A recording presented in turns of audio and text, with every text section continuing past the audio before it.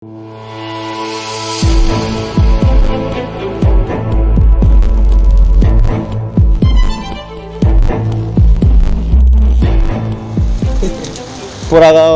আৰভান আলীৰ 4টা গৰু শুক্ৰবাৰী বজাৰৰ পশ্চিমে দিকে পাথাৰ আছে, পাথাৰত গোহালি ঘৰ বনাই তাতে ৰাখে।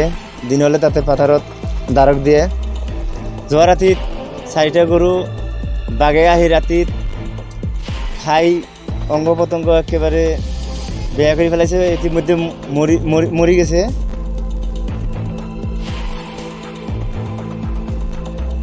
বনৰীয়া হাতী আহি খেতি খোলাত বহুত অত্যাচাৰ কৰে, জাকা খেতি খোলা হ'লে ভাঙি চুৰমাৰ কৰে।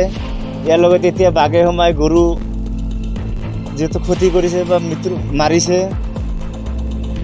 মই এইখিনি ক'ব খোজোঁ, কাহিদামাৰ যিটো ফৰেষ্ট অফিচ আছে তেওঁলোকৰ পৰা আহি এই গৰু 4টা তদন্ত কৰক, আৰু বাঘটো ক'ত ওচৰতে হয়তো বন জংঘল আছে, ইয়াতে সোমাই আছে, তদন্ত কৰি বিচাৰি বাঘটো ধৰাৰ বাবে ব্যৱস্থা কৰক।